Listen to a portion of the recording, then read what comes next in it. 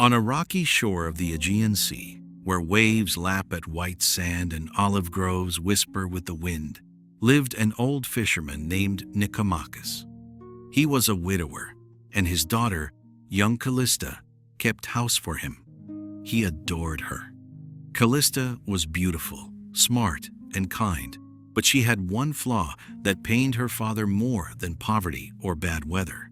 She could not keep a secret. Everything she heard, everything she saw, everything entrusted to her, within an hour, the whole village knew.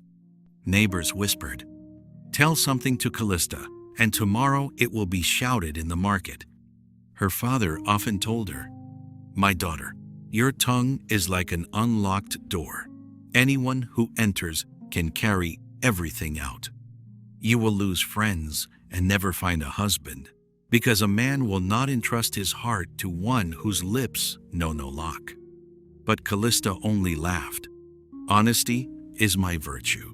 Why hide when you can speak openly?"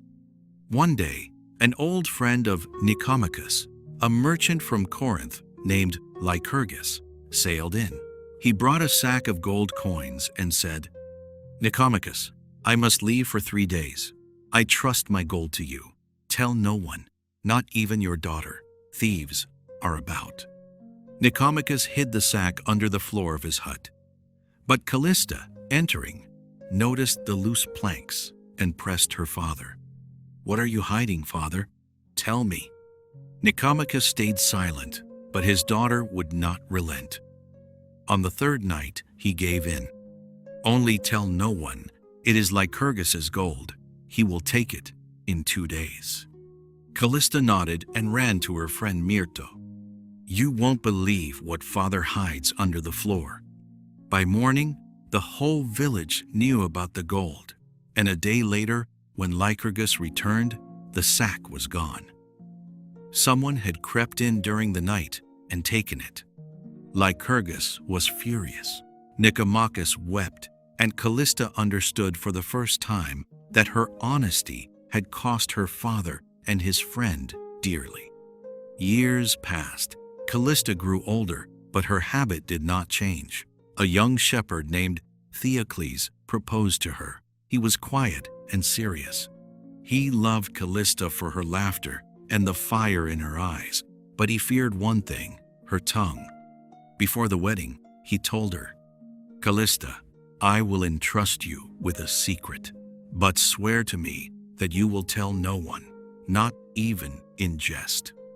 She swore by all the gods. Then Theocles confessed that in his youth, foolishly, he had stolen a sheep from his master. He was ashamed. He had returned the animal and lived honestly since. But if the story got out, he could be banished from the village.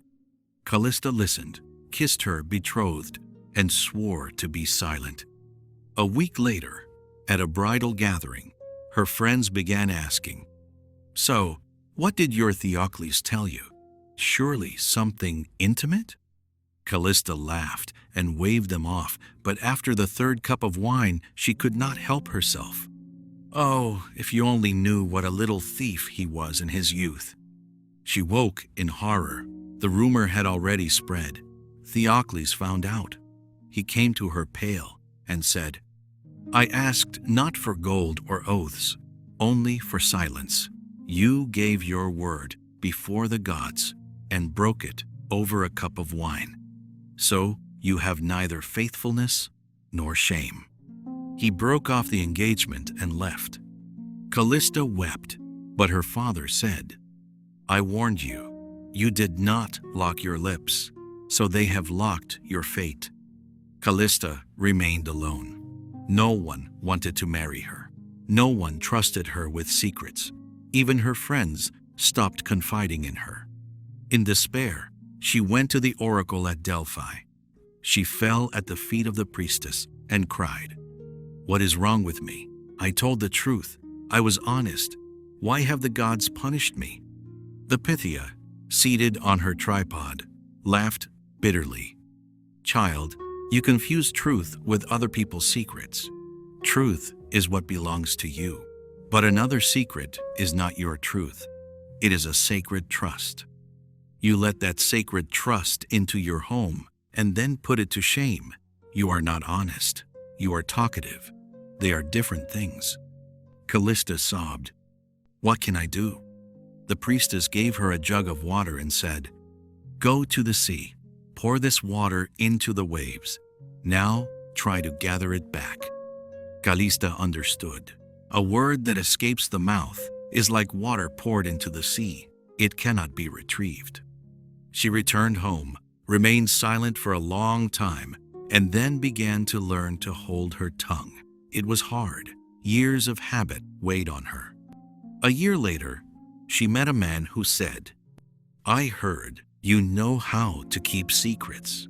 Is it true? She lowered her eyes and answered, I am learning. He smiled and held out his hand.